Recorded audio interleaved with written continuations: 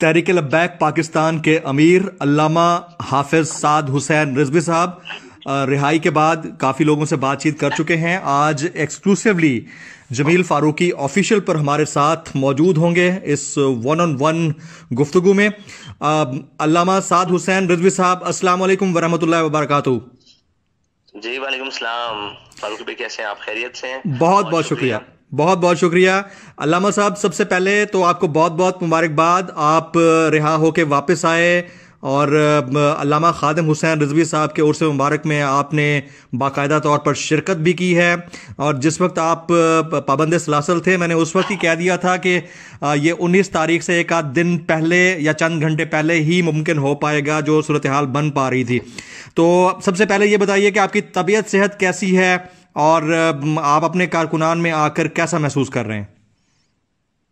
روکی بھائی، سب سے پہلے بات یہ ہے کہ اول سے لے کر آخر تمام معاملات کے لیے الحمدللہ رب العالمین، اس سے زیادہ کوئی بات نہیں ہے. بے شک بے شک. اچھا، اب یہ فرما دیجئے کہ آپ کا اتنا عرصہ پابند سلاسل رہنا یقیناً ایک بہت بڑا جھٹکا تھا کارکنان کے لیے. ان کو کس طرح سے دلاسا دیں گے جو آپ کے پاس آ نہیں پائے اور دور دراز موجود تھے؟ جی، جو دور دراز موجود ہیں اور جو میرے پاس نہیں ابھی تک ملاقات ہو پائی، ان سب کے لیے یہ ہے کہ میں آپ کے درمیان موجود ہوں، لیکن میرا ذہن ابھی ان لوگوں کے درمیان ہے جو ابھی تک پابند سلاسل ہیں. ابھی کافی سارے لوگ، اور جو لوگ ابھی تک باہر نہیں آ سکتے، اور جو لوگ مضروب ہیں یعنی زخمی ہیں ان کے ساتھ، اور جو شہداء کے ورثاء ہیں ان کے ساتھ میں ابھی تک تو مصروف ہوں. اور کچھ ملاقاتیں بھی ہو رہی ہیں اور لوگ آ جا رہے ہیں، لیکن زیادہ میری مصروفیت وہی لوگ اور توجہ کا مرکز وہی لوگ ہیں، اور کام کا مرکز بھی جو لوگ ابھی تک جیلوں میں ہیں ان کے لیے صحیح کر رہے ہیں، کوشش کر رہے ہیں، جو بھی قانونی معاملات ہیں ان کو طے کرنے کی کوشش کر رہے ہیں. بالکل ٹھیک ہے. حافظ صاحب، آپ یہ فرمائیے گا کہ حکومت کے ساتھ آپ لوگوں کا ایک معاہدہ ہوا، آپ کو لگتا ہے کہ معاہدے پر 100% عمل درآمد، جو بھی حکومت نے آپ کے ساتھ معاہدے کے پوائنٹرز رکھے تھے اس پہ عمل درآمد ہو چکا ہے یا ابھی کچھ باقی ہے؟ جی بہت سارا باقی ہے. جی ابھی تک بہت سارا باقی ہے، اور بات چیت کے ذریعے صاف ظاہر ہے وہ معاہدہ ہوا، اور بات چیت کے ذریعے انشاءاللہ وہ آگے چیزیں حل ہو رہی ہیں. رائٹ. یہ بھی فرما دیجیے گا کہ فرانس کے سفیر کی ملک بدری کے حوالے سے ایک پرسیپشن ڈیولپ ہوا جس وقت آپ رہا ہوئے اس سے کچھ دن پہلے، کہ جیسے تحریک لبیک پاکستان اس اپنے پوائنٹر سے پیچھے ہٹ گئی ہے. کیا اس میں کوئی صداقت ہے یا لوگوں نے اس میں افواہ پھیلائی ہے، بات کو آگے بڑھایا ہے؟ جی، لوگوں نے مکمل افواہ پھیلائی ہے. مسئلہ یہ ہے کہ نہ تحریک لبیک پاکستان پہلے ہٹی تھی نہ اب ہٹی ہے. مسئلہ یہ ہے کہ اس کا جو معاملہ ہے وہ اب قانونی اور پارلیمنٹرین ہو چکا ہے.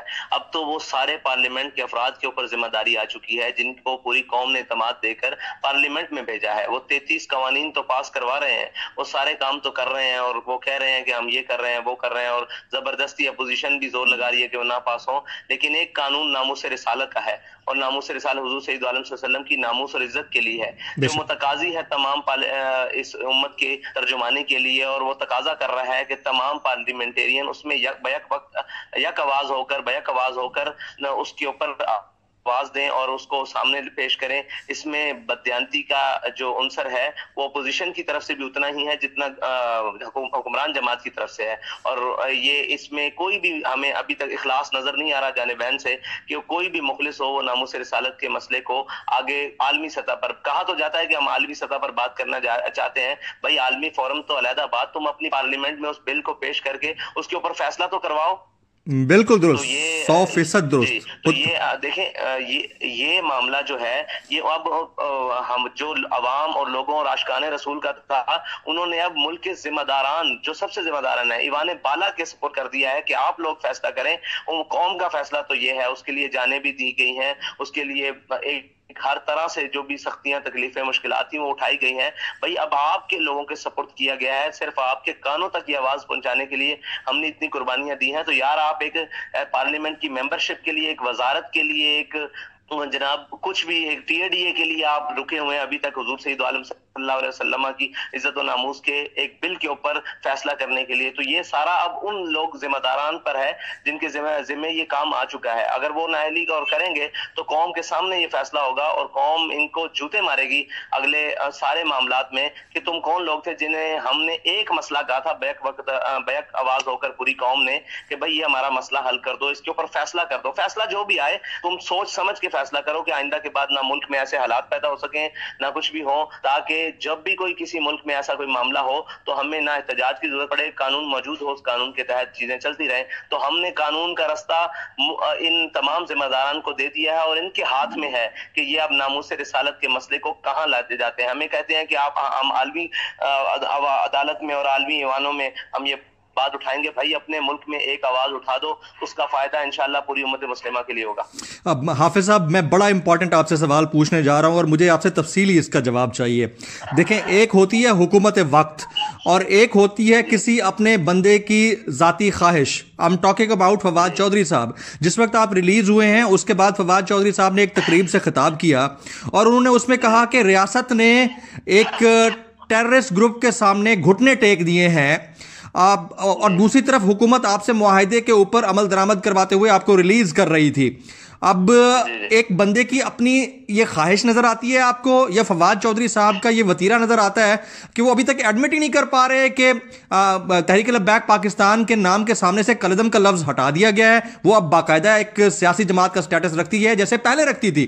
تو یہ شخص کیا کرنا چاہ رہا ہے, کچھ اس کے اوپر کامنٹ کریں گے آپ حافظ سعد صاحب؟ جمیل صاحب, بات تو یہ ہے کہ ایک ہوتی ہے ذاتی نظریہ, ذاتی سوچ, ذاتی مخالفت.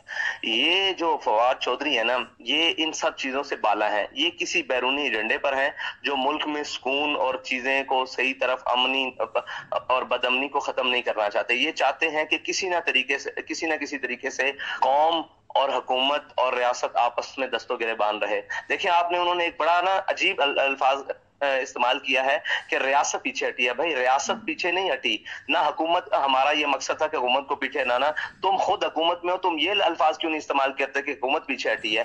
بات یہ ہے کہ کوئی بھی پیچھے نہیں ہٹا. بات ناموس رسالت کی تھی, نہ کسی کو پیچھے ہٹانا مقصد تھا, نہ کسی کو آگے بڑھانا مقصد تھا. ہم نے تو ان ہاتھوں میں وہ فیصلہ دے دیا ہے جو آگے ہاتھ پڑے ہوئے ہیں, جو آگے اس وقت امت کے مقتدا مطلب قوم کے ایک لیڈرز ہیں اور جن کو قوم نے منتخب کر کے ایک پارلیمنٹ میں بھیجا ہے, سیاسی لیڈرز ہیں, ان کے ہاتھوں میں یہ ہم نے ساری بات دی ہے. اور فواد چودھری صاحب کا مسئلہ یہ ہے کہ یہ کسی ایسے نظریے اور ایسے ایجنڈے پر ہیں جو پاکستان کو سٹیبل ہونا نہیں دینے جاتے, اور یہ دیکھ رہے ہیں کہ اس جو پاکستان اپنی حقیقی معنوں کی طرف اور جس مقصد کے لیے بنا تھا اس مقصد لوگ باہر آئے ہیں اور وہ اپنے احتجاج کے لیے آواز اٹھا رہے ہیں یا اپنے حقوق کے لیے آواز اٹھا رہے ہیں اور ایک آواز بہت اوپر سطح تک بلند کر رہے ہیں. تو یہ ان سے ہضم نہیں ہو پا رہی. تو یہ تو اب ان کو دیکھنا ہوگا کہ نااہلی سے بات آگے چلی چکی ہے. نااہل تو یہ سارے ہیں نا, اس میں تو کوئی شک نہیں ہے, لیکن نااہلی ہوتی ہے کسی کی اپنی ذاتی حیثیت میں. یہ تو کسی بیرونی ایجنڈے پہ بات کر رہے ہیں کہ ان کو کوئی کسی حوالے سے بھی اپنی قوم کے افراد ہی قبول نہیں ہے. تو یہ تو میرے خیال سے اگر آپ باہر سے کوئی امپورٹ کر کے بھی بندہ لائے نا تو وہ بھی ایسی بات نہیں کر سکا, اگرچہ وہ کہیں باہر کا بھی ہو, اس کو پتا ہو کہ میں نے معاملات اپنے ملک میں اپنے طریقے سے چلانے ہیں. ہمارے ملک کے مسائل, ہمارے دین کے مسائل ہمارے اپنے ہیں, انہیں ہم نے خود حل کرنا ہے, اور ہمارے مسائل لوگوں کے لیے نہیں ہے. یہ مسائل ہمارے ہیں, یہ زبان امریکہ کی بولتے ہیں. مسائل ہمارے ہیں, یہ زبان وہ عالمی اسٹیبلشمنٹ کی بولتے ہیں. مسائل ہمارے ہیں, یہ زبان ان جناب یہود و نصارہ کے پروردہ لوگوں کی بولتے ہیں جنہوں نے یہ سارا معاملہ خراب کرنے کی کوشش کی ہوئی ہے. اور یہ تو ہمیں لگتا ہے کہ یہ ترجمان ہمارے نہیں ہے کہ فرینچ گورنمنٹ کا ترجمان کوئی بات کر رہا ہے یا ان کا کوئی ایسا آدمی ہے جو شخص ایسی گفتگو کر رہا ہے. اتنے معاملات, اتنے کروشل معاملات اور اتنے مشکل ترین مرحلے سے قوم اور ملک اور ملت کو گزرنا پڑا, اس کے بعد یہ ایک شخص ایسا بیان دے تو اس کا مطلب ہے کہ وہ کم از کم ہمارے ملک کا تو ترجمان نہیں ہے, یا وہ اس بات پر تو نہیں کھڑا ہوا کہ اس ملک کے اندر ساری چیزیں ٹھیک طریقے سے چل سکے.